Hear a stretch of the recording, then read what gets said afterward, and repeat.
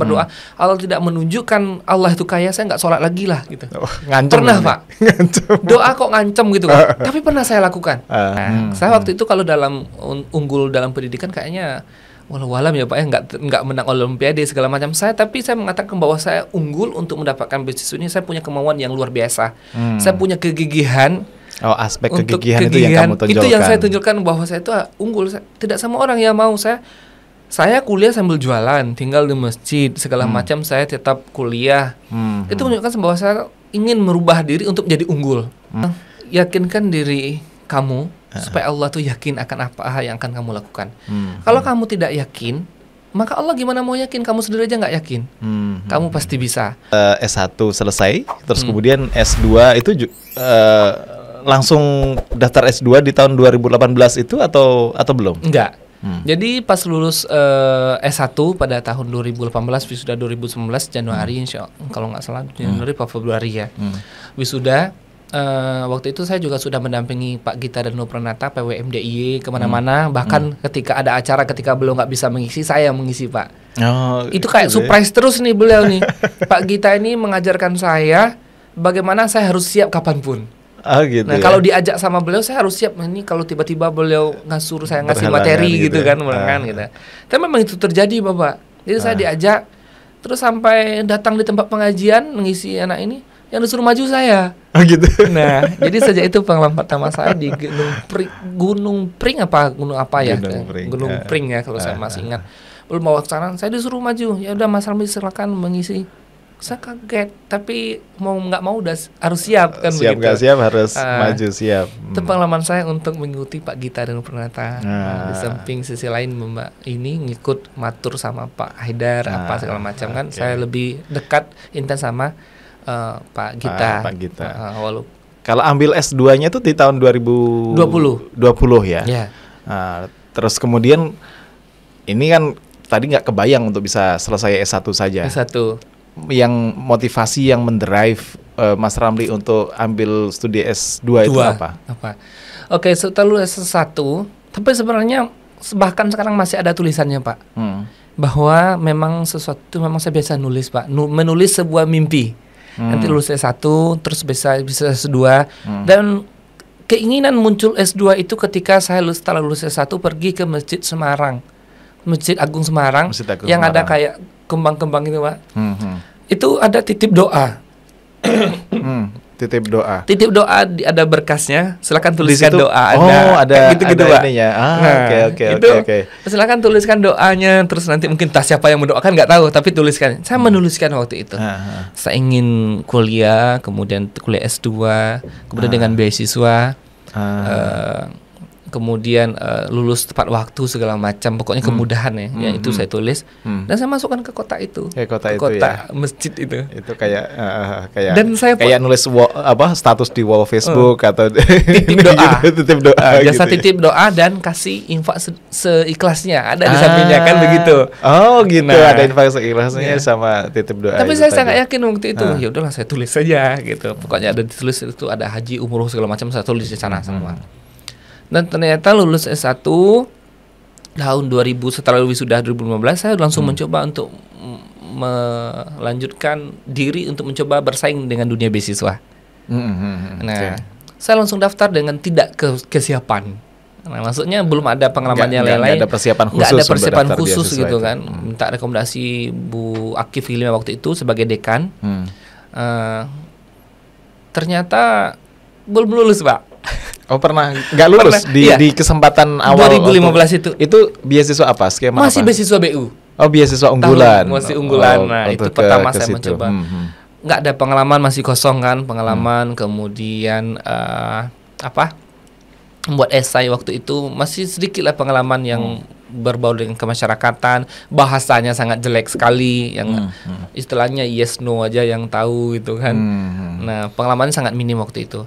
Jadi nggak keterima. Itu pertama saya mencoba beasiswa. Kalau syarat yang paling basic untuk beasiswa unggulan waktu itu apa? Kalau untuk S1 sebenarnya waktu itu sertifikat nasional atau sertifikat nasional atau internasional yang bagus banget. Tapi lebih kepada menunjukkan sebuah kita itu prestasinya bagaimana. Prestasi bukan berarti kita harus menang Olimpiade juara 1, 2, 3, bukan. Bukan prestasi kayak gitu bukan begitu, tetapi mungkin bisa jadi prestasi kita pengabdian diri di masyarakat, atau karena kita menjadi narasumber atau gimana, itu juga bisa jadi sebuah prestasi yang sangat luar biasa. Kan tidak semua orang bisa ya Pak ya. Nah begitu. Jadi itu pengalaman pertama. Ternyata saya waktu itu belum pernah. Nah akhirnya cerita dengan adiknya Pak Haidar Nasir. Adiknya Bu Nurjana ya, Pak Arif Haryono dan istrinya beliau, Bu saya mau masuk pondok pesantren. Nah jadi setelah lulus S1 tuh Bu, Pak saya masuk pondok. Pondok di mana itu? Di Tangerang. Nah tapi tes uang jajan sendiri, tapi masuk selama di sana itu gratis. Nah nanti uang masuknya kebutuhan di sana gratis, tapi harus tes. Saya tes 3 kali masuk pondok pesantren Wadil Quran. Apa? Wadil Quran. Tahfiz Wadil Quran. Oh, tahfiz. Jadi di situ saya bukan tahfiznya, tapi keinginan memperbaiki bacaan. Kita jurusan PAI tapi bacaan Al-Qur'annya masih jelek. Akhirnya saya belajar di sana, dan selama di sana ditanggung oleh adiknya Pak Arif tadi. Pokoknya kebutuhan saya, uang jajan segala macam beliau yang tanggung. Istilahnya saya harus baik-baik di sini, saya harus mencari pengalaman terbaik. Sempat ke Tangerang itu tadi berarti. 7 bulan kalau nggak salah. Berapa lama di sana? 7 bulan? 7 bulan Pak, 7 bulan di sana menyelesaikan sampai belajar, ya lumayan membaik lah baca Al-Qur'annya. Balik lagi ke sini, ke Jogja. Balik lagi ke Jogja, menemui Bu Akif, nemuin guru-guru di sini lah, istilahnya minta pandangan. Ini ada beasiswa yang lagi mau buka juga kata beliau kan. Namanya beasiswa YTB. YTB yang Turki. Nah, itu pengalaman saya. Saya mencoba menyiapkan kembali apa yang harus siapkan dengan pengalaman selama di Tangerang juga lumayan ya Pak, pengalaman sedikit-sedikitnya lah ya. Mengikuti, kemudian belajar memperbaiki bahasa. Saya ke Pare 3 bulan. Bahasa Inggris di Pare 3 bulan. 1 bulan pertama zonk, karena saya sangat tidak suka dengan bahasa Inggris. Oh gitu. Saya masuk di Genta English Course ya. Jadi teman-teman yang mau ini di Genta English Course tuh ada khusus treatmentnya gitu. Jadi sebulan pertama saya zonk karena saya tidak suka, kemudian saya nggak mau lah gitu. Jadi pas ujian itu saya nilainya paling rendah Pak. Oh gitu di Genta English Course itu tadi. Kayaknya targetnya nggak tercapai. Nggak suka tapi kesana, tapi pengen bisa gitu. Pengen karena ingin daftar beasiswa. Karena keterpaksaan harus beasiswa harus beasiswa gitu kan. Udah. Akhirnya ngomong ke coachnya, Miss, kayaknya sebulan ini zonk, nggak dapat apa-apa. Saya nggak mau masuk kelas yang reguler bareng-bareng, saya maunya privat aja. Begitu. Dan ternyata beliau memotivasi saya, kamu kan di sini sudah ini, kata beliau. Nah, saya katakan saya itu sampai sini karena dibantu orang Pak. Jadi di Pare itu juga saya gratis Pak. Gratis karena karena kenalan dari Bunda Mahmuda ketika saya masih pondok di Tangerang itu. Oh, Bunda Mahmudah itu di Tangerang Wadil Quran itu Wadil Quran, saya kenal dengan beliau di sana. Dan ternyata dengan perkenalan dengan Allah silaturahmi dengan beliau, sempat ditawarkan beliau S2 gratis oleh beliau di UIN Syarif Hidayatullah. Tapi kebetulan waktu itu tidak udah tutup pendaftarannya S2-nya. Akhirnya saya sampaikan, Bunda, mungkin saya balik ke Jogja. Kalau memang saya suatu saat butuh bantuan Bunda, saya akan menghubungi Bunda kembali. Nah, karena memang ada peluang untuk daftar beasiswa YTB ini, Pak, saya butuh bahasa Inggris, saya nggak ada dana. Saya langsung menghubungin beliau. Nah, Bunda, saya mau daftar S2 ke luar negeri. Nah, ceritanya. Tapi saya butuh skill bahasa Inggris gitu. Gimana nih Bunda? Langsung tiba, ya udah kamu berangkat ke Pare aja, Le, kata beliau. Dia nyarankan ke kamu berangkat ke Pare aja, nanti kamu cari Mr. Komar di sana ini. Langsung diarahkan ke Genta English Course ini. Nanti Bunda kirimkan biayanya untuk plus tiket ke sana. Tiket ke Pare itu. Untuk ke sana ke Pare, kata beliau. Jadi saya berangkat sana gratis, Pak. Jadi saya berapa tuh gratis. Jadi kepikiran pas mentor saya bilang, kamu udah dibayarin orang, udah dipercaya ke sini gitu. Coba maksimalkan lagi. Nah, akhirnya saya privat itu barulah sedikit dapat ilmunya, Pak. Ada improve lah, ada karena kesadaran, kamu udah dibayarin orang nih. siapa yang datang ke sini harus bayar 2 jutaan kayaknya. Bahkan untuk belajar bahasa Inggris pun ada beasiswa. Ada beasiswa gitu ya. Ini tadi. Jadi saya berangkat gratis itu. Jadi alhamdulillah 3 bulan dapat sedikit improve perkembangannya. Balik. Nah, ternyata perjuangan untuk YTB belum rezekinya di sana. Belum rezekinya. Tapi ya tadi itu dapat skill bahasa Inggrisnya. Iya, dapat skillnya, dapat sedikitnya dapat. Udah persiapkan kosakata nanti kalau diwawancara begini gitu. Tapi nggak sempat masuk sampai ke tahap wawancara. Di administrasi saja. Udah kena gitu kan. Oke, itu tahun 2019 atau sudah 20? 2019 perjalanan itu. Akhirnya balik, udah sedikit ada nggak down, tapi sudah ada kedengaran kemiringan lagi, Pak. Orang tua, kenapa kamu ini lagi ke pondok terus ke Pare lagi? Apakah ijazah S1 kemarin nggak berguna atau bagaimana? Muncul pertanyaan orang tua. Bu, saya mau S2 tapi harus cari beasiswa dulu, tapi agak sabar, doakan ya Bu ya gitu. Ibu saya bilang, ada orang tanya-tanya, Ramli gimana sekarang, udah lulus S1 sudah, terus gimana? Ada niat dia mau lanjut S2 kata beliau kan, tapi nggak tahu caranya gimana. Muncullah sebuah statement, ya udah. Gimana, mungkin otak mungkin pinter katanya. Alhamdulillah nggak pinter-pinter banget, tapi gimana gigih gitu kan. Tapi boleh menyampaikan otak bolehlah ini. Tapi kalau duit karena S2 tuh mahal, takutnya nanti gila. Takut begitu, maksudnya terlalu gitu ya. Ini nanti takutnya hang gitu lah. Hang ininya terlalu loaded gitu, ya, terlalu gitu kan? Ini hang gitu ya. Tapi saya bilang yakinkan kepada orang tua, ibu, yang penting ibu doakan saja saya ada jalannya, tidak usah mendengarkan kata orang. Saya sampai ke tahap ini semuanya sudah saya rencanakan. Saya akan begini sampai ke titiknya nanti. Jadi ibu doakan saja saya daftar bisa S2. Tapi yang tetangga yang mau potong kuping ke tadi nggak jadi ya? Enggak jadi Pak, karena kan nggak mungkin. Alhamdulillah kan, kalaupun saya datang nyuruh puting motong kupingnya kan gak enak juga. Oke, terus kemudian mulai daftar, ada pembukaan lagi beasiswa unggulan itu di tahun 2020. Nah, dan itu saya juga sudah sambil berjualan segala macam, akses segala macam, banyak hal yang sudah saya lewati. Mencoba tahun 2020 itu mendaftar dan ingin beasiswa BU lagi, keingat dulu pernah daftar BU gitu. Saya kan alhamdulillah bahasa Inggris sudah sedikitnya ada, sertifikatnya ada gitu kan. Saya sudah mencoba tes dan persyaratannya KN secara sosial saya sudah aktif. Aktivitas nah, karena waktu S1 yang YBM PL Indonesia itu kan ada kegiatan sosialnya. Nah, jadi saya sangat aktif di situ dan alhamdulillah dapat pengalaman di sana. Kayaknya sudah cukup saya untuk mendaftar S2 di BU gitu kan. Di BU ya. Tapi daftarnya ini harus daftar LOE dulu. Dapat LOE dulu baru bisa daftarkan begitu. Harus diterima di sebuah perguruan tinggi terlebih dahulu. Dan akhirnya namanya saya bilang tadi nekat ya Pak ya. Saya daftar S2 itu dengan uang tabungan dan uang pinjaman. Uang tabungan dan uang pinjaman. Ya, minjam ke orang untuk bisa daftar S2. Untuk daftarnya. Nah, namanya Mbak Dwi kalau saya. Mbak Dwi saya mau. Waktu itu belum sangat supaya udah daftar aja dulu Ramli, pakai uang saya untuk ini, nanti kalau gimana ganti kapan-kapan. Nah, gitu kalau kamu udah punya duit kita ya. Yaudah saya beranikan diri untuk mendaftar S2 di UIN Sunan Kalijaga karena memang jalurnya kalau linearitas keilmuan itu tanpa tes. Jadi tanpa tes. Kalau memang S1-nya linear pendidikan agama Islam itu nggak ada tes. Nggak ada tes, jadi masukin berkas aja, terus lulus gitu. Jadi alhamdulillah saya diberikan lulus karena IPK di atas 3,6 itu bisa. Tapi kalau di bawah itu harus tes. Nah kebetulan waktu itu udah kumlot kalau S1 di UMY ya Pak. Jadi ada spesial untuk masuk tanpa tes. Alhamdulillah masuk dan lulus. Jadi dengan berkat uang pinjaman tadi, uang tabungan ada sedikit dengan jualan segala macam yang sebelumnya. Di semester 1, semester 2 pembukaan BU. Oh, di semester 2 pembukaan BU. Pembukaan BU.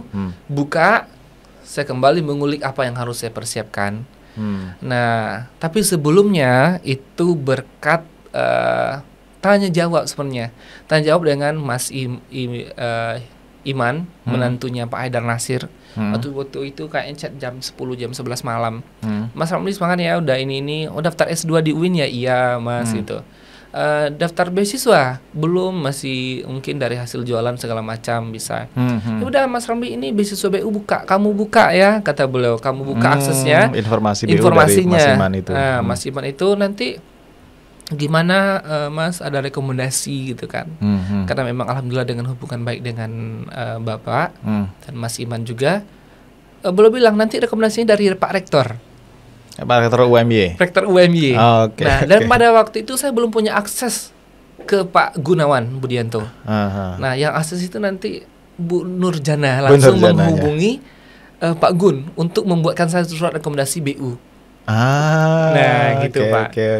Pokoknya malam ini kamu menyiapkan seluruh berkas esai kamu buat malam ini juga, kata beliau. Pokoknya seluruhnya berkas-berkas kamu usahakan besok.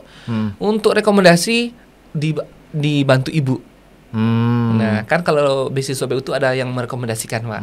Rekomendasi dari berapa rekomendasi yang diperlukan untuk BU? Akademisi atau yang sosial. Akademisi dan sosial. Itu kan. Nah, dari situ alhamdulillah ternyata, dan saya menghubungi Pak Gun itu jam 3 subuh, Pak. Karena belum tidur. Jam 3 belum tidur. Belum tidur karena disuruh buat esai. Pokoknya malam ini selesai, kata Mas Iman. Nah, gitu. Nanti kalau udah sampai mana prosesnya kabarin saya. Nah, dengan begitu saya menghubungi Pak, saya diminta menghubungi Pak untuk rekomendasi dari Pak Rektor UMY gitu kan. Kita masuk UIN, tapi rekomendasinya dari Pak Rektor. Dan waktu itu Bapak Gun langsung balas, alhamdulillahnya. Ya udah, sudah saya buatkan, besok diambil ya, kata beliau. Gitu. Sangat, alhamdulillah sekali. Saya yang belum punya akses dengan beliau, tapi langsung direspon baik karena memang dipower oleh Bu Nurjana. Bu Nurjana itu tadi. Gitu. Jadi dan saya siapkan silaturahmi dengan berbagai macam orang itu penting sekali penting, juga. Sangat penting sekali, Pak. Saya bilang kan dengan banyak tadi kan dari sebuah lisensi gitu kan. Nah, beliau, tapi memang tanggung jawab yang beliau berikan kepada saya untuk tetap menyelesaikan seluruh seperangkat persyaratan saya siapkan malam itu tanpa saya tidur. Pas subuh saya kabarin, Pak Mas, saya udah selesai, semua persyaratan udah selesai, ya udah tunggu doanya ya. Nah, kalau salah satu aspek misalnya yang dalam aplikasi itu kan ada penulisan esai itu tadi. Esai. Yang konten apa, isi apa yang paling penting dituliskan di dalam esai itu? Dalam sebuah esai untuk khususnya award yang ingin atau khususnya yang ingin mencapai beasiswa BU, kita memang ada membuat esai 1.500 sampai 2.000 kata. 1.500 sampai 2.000 kata. Tidak boleh kurang. Nah, lebih nggak apa-apa, tapi maksimal batasnya udah ada 2.000 kata masukkan di sana. Esai tentang, kalau waktu itu saya diminta saya generasi unggulan Indonesia. Saya generasi unggulan Indonesia. Bagaimana di dalam esai itu menunjukkan bahwa kita unggul dalam sebuah aspek. Nah, saya waktu itu kalau dalam unggul dalam pendidikan kayaknya walau-walam ya Pak ya, nggak menang olimpiade segala macam tapi saya mengatakan bahwa saya unggul untuk mendapatkan beasiswa ini. Saya punya kemauan yang luar biasa. Saya punya kegigihan. Aspek kegigihan itu yang kamu tunjukkan. Itu yang saya tunjukkan bahwa saya itu unggul. Tidak semua orang yang mau. Saya kuliah sambil jualan, tinggal di masjid segala macam, saya tetap kuliah. Itu menunjukkan bahwa saya ingin merubah diri untuk menjadi unggul. Saya di sebuah aspek gitu kan. Nah, waktu S1, tapi alhamdulillah waktu udah mau S2 ini, saya sudah mengisi-ngisi narasumber, Pak. Sudah narasumber sebagai seminar bahwa manajemen diri, manajemen ekonomi, manajemen bisnis. Sebentar saya jurusannya PAI. Nah, itu berasal dari pengalaman ya. Tadi bisa mengelola usaha dari kecil tadi, jualan sampai membuat sebuah usaha. Nah, jadi track record pertama itu ditarik oleh FAI. Saya ngisi acara IM di FAI di situ pertama kali. Sehingga banyak anak-anak tuh yang tahu, sehingga saya diundang ada di Unjani, kemudian di UMY, kemudian pernah di beberapa kampus di Padang. Itu pengalaman itu sangat berharga untuk dimasukkan ke dalam esai tadi itu. Esai gitu kan. Jadi di esai itu perkenalan diri, kemudian pengalaman sampai di mana kamu menjunjung tinggi sebuah misi. Misi kamu maju ke depan. Nah, apapun itu perjuangan kamu gitu kan, tapi intinya kamu berproses untuk menjadi lebih baik. Nah, jadi saya tuliskan di sana perkenalan secara keluarga, tidak terlalu banyak karena biasa aja kan. Tapi ada aspek personalnya tadi itu juga, pengalaman personalnya tadi dituliskan ditonjolkan juga, di sana. Kemudian selama masa kuliah kamu ngapain aja, begitu kan. Jadi selama masa kuliah saya dengan berjualan segala macam aktivitas, kemudian dengan bisakah saya katakan berprestasi karena saya lulus tepat waktu dengan berbagai macam kesibukan tadi. Nah, kemudian saya juga sudah mengajar les privat secara di rumah, Al-Quran, kemudian baca segala macam, pokoknya panggilan ke rumah lah Pak. Nah, saya tuliskan di sana. Kemudian dari situ saya belajar. Oh, ternyata pengalaman pahit yang ya saya katakan juga lumayan pahit sampai nggak makan ya Pak ya. Sampai makan air minum aja. Air putih aja tadi. Ini mengantarkan saya mudah-mudahan untuk daftar beasiswa BU ini. Nah, karena saya maksudnya dengan berbagai macam kesibukan saya membagi waktu, manajemen waktu, kemudian tetap belajar sehingga tepat waktu lulusnya. Kemudian saya keinginan masuk untuk S2. Kenapa saya ingin S2? Kenapa saya berhak mendapatkan beasiswa ini? Saya sampaikan. Saya berasal dari daerah yang waktu itu masih termasuk 3T sebenarnya Pak. Pesisir Selatan itu termasuk daerah yang masih jauh dari jangkauan akses ini, masih tertinggal. Kalau sekarang alhamdulillah sudah enggak lagi. Dulu kan akselerasi bisa masuk jalur sana. Saya katakan bahwa di tempat saya sampai ke titik ini saya butuh perjuangan dan saya ingin meyakinkan kepada orang-orang yang mungkin latar belakangnya hampir sama dengan saya atau memang mungkin jauh di bawah saya atau segala macam, bahwa untuk pendidikan kita banyak akses dan banyak cara. Nah, jika saya diberikan kesempatan lulus, saya akan semakin menggaungkan bahwa ternyata pemerintah mensupport kita untuk bisa kuliah, tidak hanya berkaitan dengan duit kita pribadi. Artinya nggak punya tadi itu ya, nggak punya sumber dana ekonomi pribadi yang tapi ada disupport oleh pemerintah. Aksesnya ada support di pemerintah juga. Ada pemerintah. Apa yang harus kita siapkan? Nah, itu yang saya sampaikan. Saya ingin merubah pola pemikiran di tempat saya bahwa pertama ujung-ujungnya nanti kuliah itu duit yang mahal tapi belum tentu dapat kerjaan. Jadi lebih baik bekerja saja daripada kuliah. Bekerja saja atau kalau orang Minang khususnya bisnis saja, berdagang saja, jelas uangnya.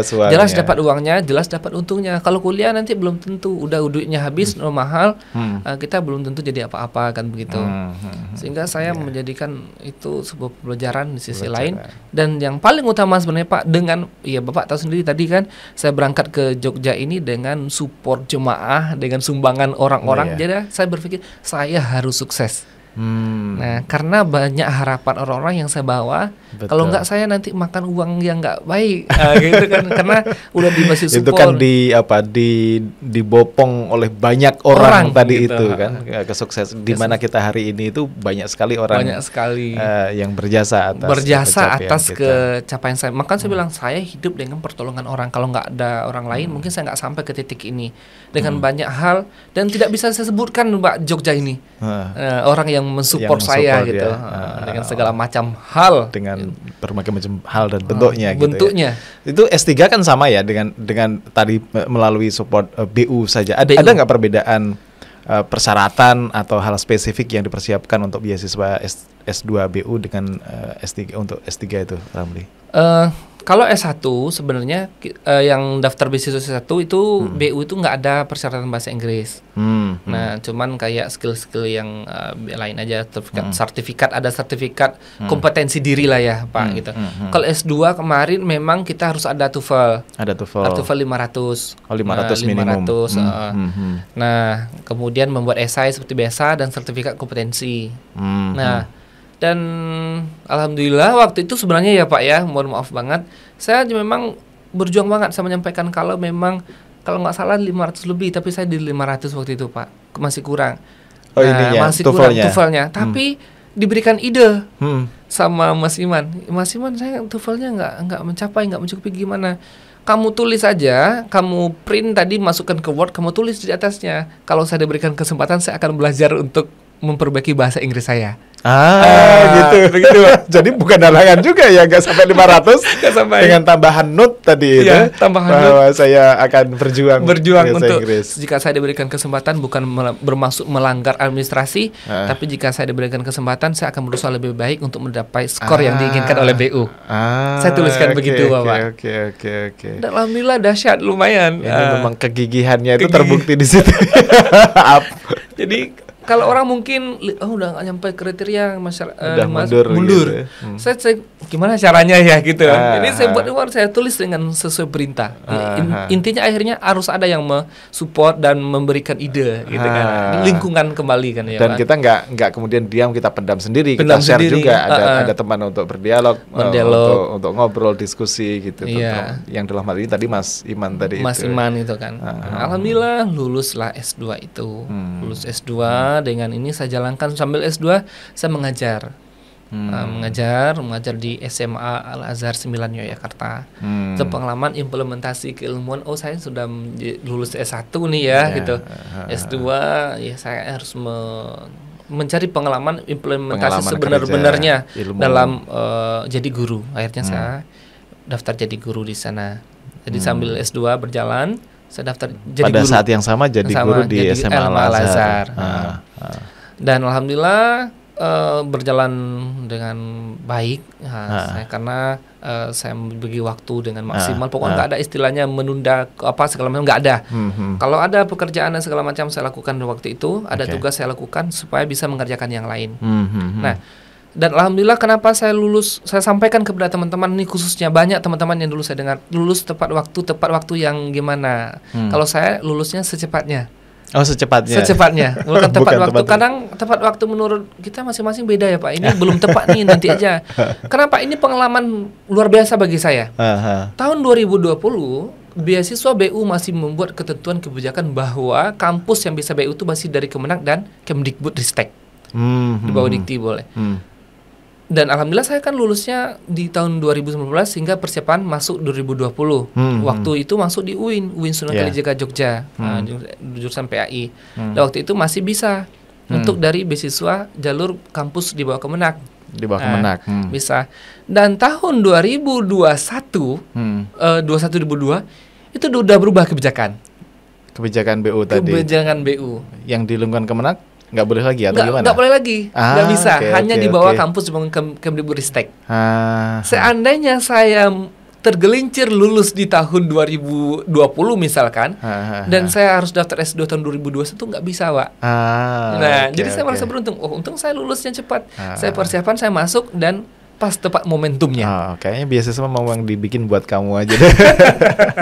Jadi kita harus mempelajari skema beasiswa ini begini-begini gitu kan. Akhirnya lulus S2 dan alhamdulillah tepat waktu. Saya memilih di akhir penghujung saya menyelesaikan tesis, saya memilih berhenti untuk mengajar. Karena saya harus fokus. Saya berhenti mengajar, Pak. Karena memang target harus selesai tepat waktu. Karena saya berpikir ini, kalau saya nanti nggak tepat waktu beasiswa ini S2, kemungkinan saya nanti tidak dipercaya lagi kalau mau masuk S3 dengan beasiswa. Harus milih ya. Prioritas gitu. Prioritasnya adalah menyelesaikan studi tepat waktu. Akhirnya saya memilih untuk resign dari SMA Al-Azhar. Tapi sudah bagus sebagai pengalaman pertama mengamalkan ilmunya sebagai guru pendidikan agama Islam. Jadi menghadapi berbagai karakter anak-anak itu sudah paham, ternyata anak begini sudah dapat, kemudian berbaur dengan kinerja lapangan begini gitu. Akhirnya memilih menyelesaikan tesis dan selesai, alhamdulillah tepat waktu. Dan ya lulus S2 melelang buana mencari pengalaman, ternyata pengalaman saya tidak di dunia pendidikan lagi. Tetapi melelang buana sampai ke teman-teman di kementerian, Pak. Oke. Jadi tadi pengalaman bisnisnya ada, pengalaman di dunia pendidikan ada. Sekarang merambah dunia baru dengan membantu di kementerian apa, Mas? Di kemarin itu ada pernah di Lemhanas, kemudian pokoknya di sosial Kemensos gitu, Pak. Kemensos. Sampai membahas tentang ketahanan pangan Indonesia, sampai kayak gitu. Harus sampai pokoknya sekitar sosial. Tapi kenapa itu nggak berlanjut? Kok kemudian balik lagi ke kampus gitu? Dengan perjalanan itu muncul keinginan untuk S3, Pak. Muncul keinginan untuk S3. Kayaknya memang tidak mengatakan bahwa itu fashion, bukan. Karena pengalaman memang menurut saya kita harus belajar di semua sisi. Saya memahami. Tapi di titik itu saya kadang-kadang ada titik jenuh, ada ingin tetap saya tidak mendapatkan feel saya di dunia yang saya belajar gitu. Saya harus pagi pergi terus pulang malam terus bagaimana muter-muter segala macam dengan relasi yang lumayan luar biasa mempengaruhi hidup saya. Kayaknya saya harus daftar S3 deh. mumpung masih di Jogja. Mumpung masih di Jogja, akhirnya saya mencoba untuk resign di situ. Bu, kemungkinan saya akan lanjut S3. Nah, saya akan mencoba untuk S3. Jadi di proses itu saya dulu ditempatkan di Jombang, Pak. Jombang, Jawa Timur. Jombang, Jawa Timur, mengelola gudang ketahanan pangan Jombang. Itu di bawah Kementerian Sosial itu tadi? Iya, Kemensos. Kemensos. Pokoknya apapun itu saya bergabung di situ, menyiapkan, bahkan merambak ke UMKM, harus UMKM apa gitu kan. Nah, sampai turun-turun lapangan. Jombang ini kan tempat tempe, tahu yang terbanyak gitu kan. Saya sampai kedelainya butuh berapa ton. Nah, saya tahu banget persis, ada catatannya itu. Penyerapan UMKM seperti apa, saya memahami itu. Akhirnya karena memang ada keinginan untuk S3, akhirnya saya menyampaikan kepada ibu tersebut, Bu, saya kayaknya mau lanjut S3. Nah, mohon maaf dan terima kasih atas kesempatan ibu sudah bergabung. Saya sudah pernah jadi bahkan pengalaman ya Pak ya, dengan mohon maaf, mungkin bagi saya itu apresiasi diri. Pernah berdiskusi langsung dengan Pak Ganjar, kemudian menjadi imam di Kemenhan, imam salat berjemaah. Ada TNI bintang 2, bintang 3 waktu itu. Saya jadi imamnya, saya maju. Itu sebuah ini bagi saya, bagi pribadi pengalaman. Saya pernah jadi imam salat di Bapak Jenderal gitu kan. Siapa sangka dulu biasanya di masjid pasar di kampung sana halaman, gitu, sekarang bisa di Kemenhan. Di Kemenhan saya pernah jadi imam di sana gitu. Pokoknya pengalaman itulah. Akhirnya berhenti dan saya kembali ke Jogja. Kembali ke Jogja dengan pengalaman tadi.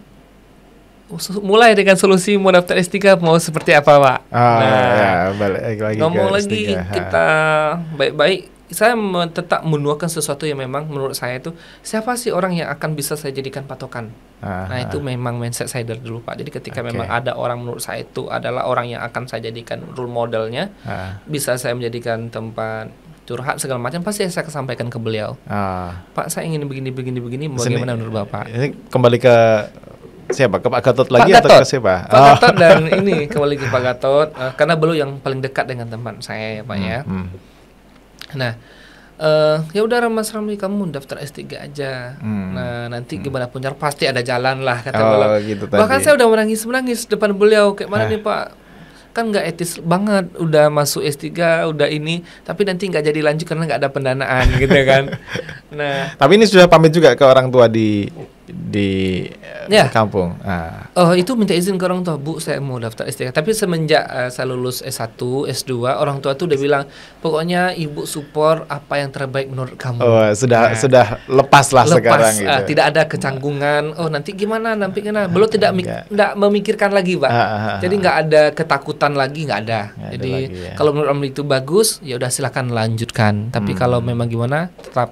Bahkan kalau minta izin keluar dari Al-Azhar itu saya menyampaikan Pak, Bu, saya mau keluar menurut Ibu, ya nggak apa-apa kalau baik.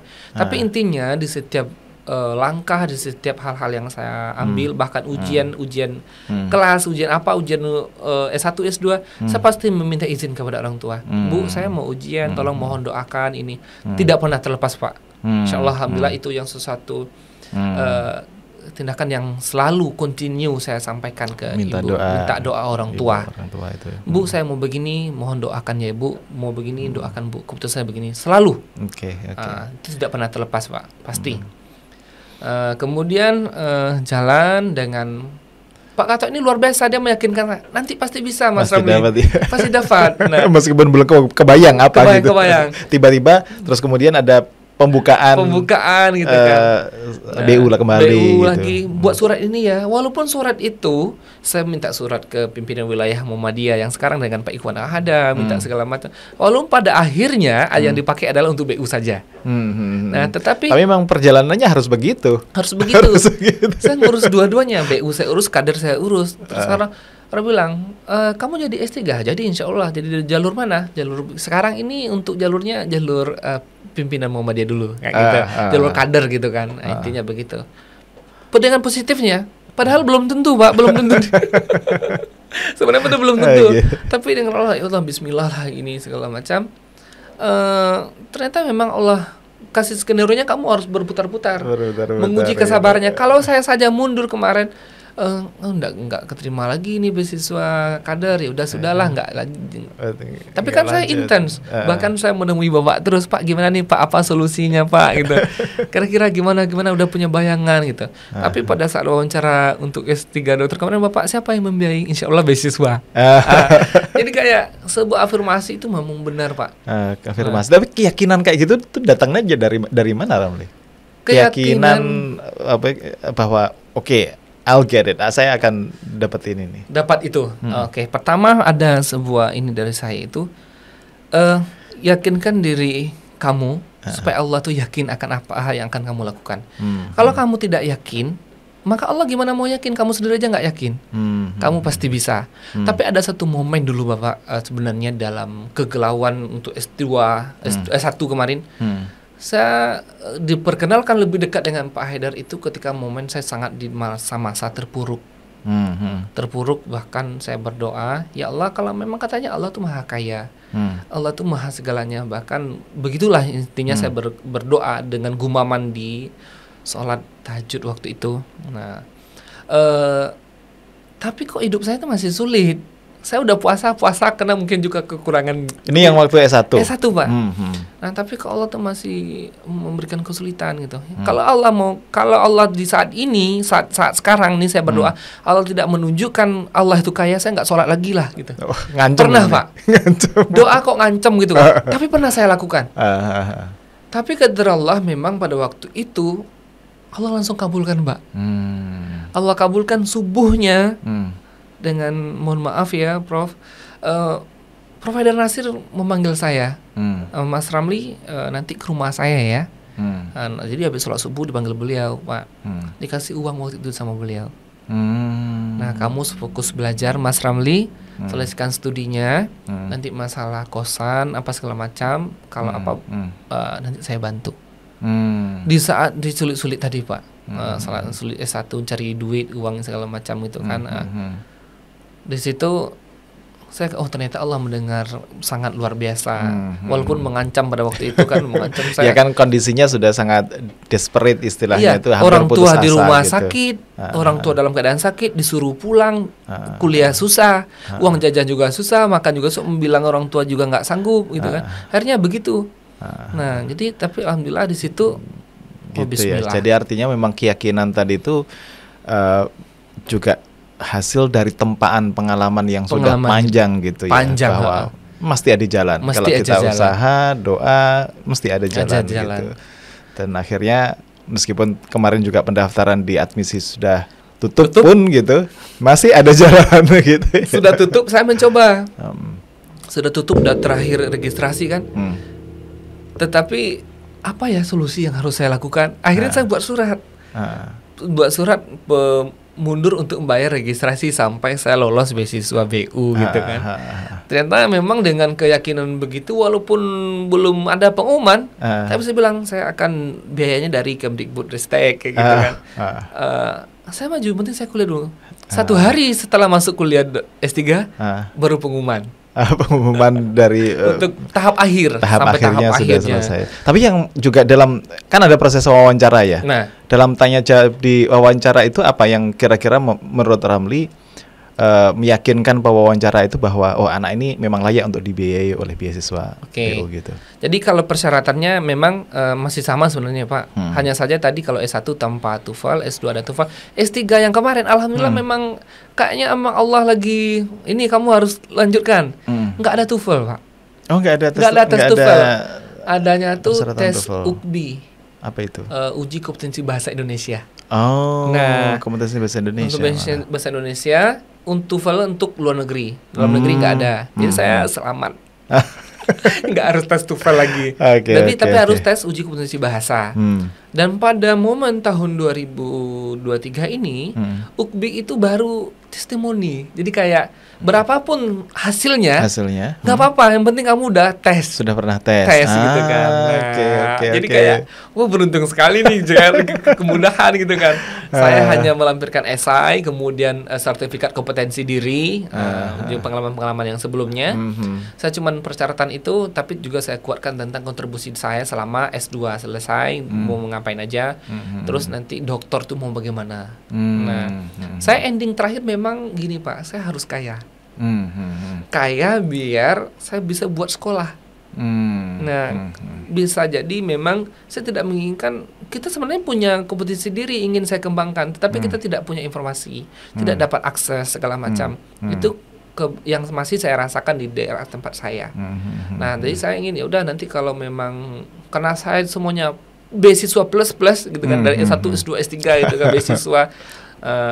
Saya berusaha untuk bagaimana nanti ketika memang anak-anak yang berpotensi bisa juga mendapatkan akses beasiswa, akses biaya pendidikan itu tadi ya. Dan itu memang sudah saya lakukan memang sejak tahun 2016 Pak. Setelah saya dapat beasiswa yang Cahaya Pintar itu, tahun 2016 UMY mengeluarkan kebijakan ada beasiswa kader.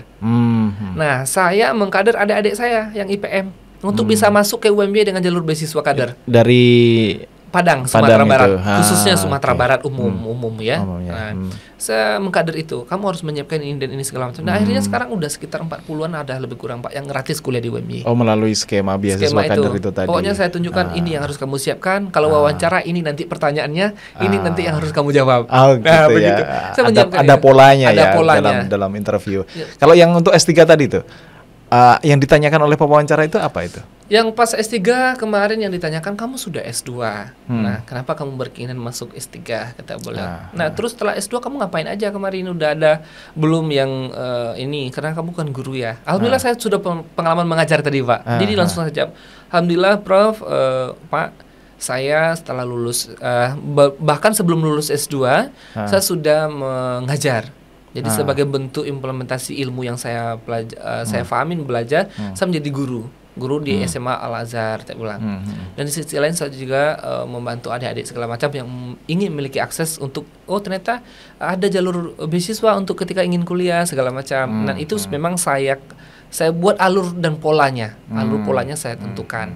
Nah, jadi saya melakukan sesuatu, saya tetap aktif di kegiatan-kegiatan sosial.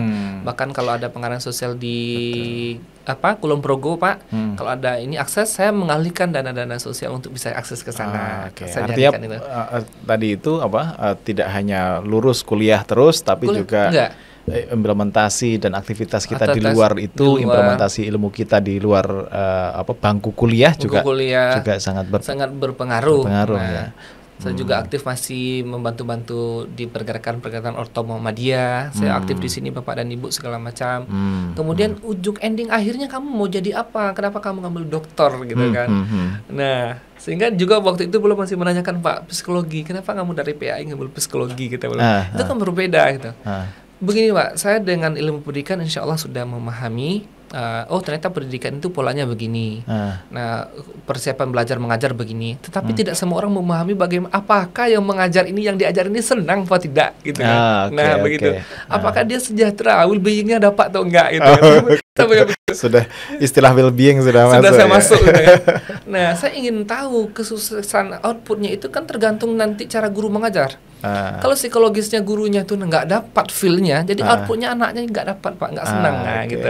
Jadi saya ingin merubah, ternyata apalagi konsep Islam sekarang udah ada SDIT, kan saya memanfaatkan itu. Jadi saya akan mengkolaborasi dunia pendidikan ini dengan bagaimana dia seorang guru tuh paham kejiwaan seseorang. Jadi anak itu kadang-kadang nggak mau belajar bukan dia nggak menarik, tetapi ada hal psikologis dia yang kena, yang sehingga dia tidak menarik gitu kan.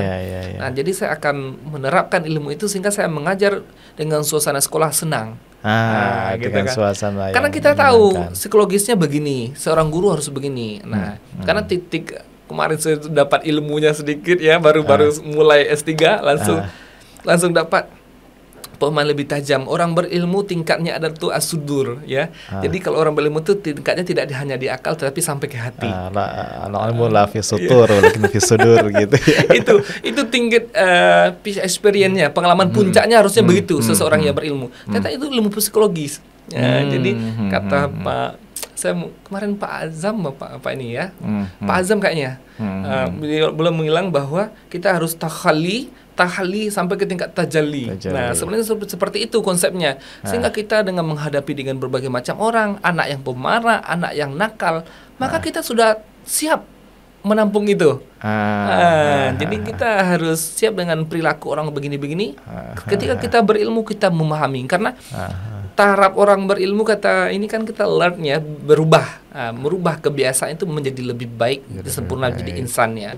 Terus saya belajar, oh ternyata memang ilmu psikologi ini perlu disempurnakan, pendidikan begitu. Jadi saya jawab begitu tentang kenapa saya alasan ngambil psikologi, kemudian nanti saya ingin membangun sekolah begini Pak. Terus sudah ada kedepannya bagaimana? Insya Allah dengan yakin saya bilang Insya Allah sudah siap Pak. Walaupun memang nanti tidak saya harus diterima di mana-mana, saya akan membuat inisiatif sendiri bagaimana saya bisa mengelaborasi keilmuan saya. Nah, karena kan udah dokter sia-sia nanti BU ini saya sampai begitu bilang.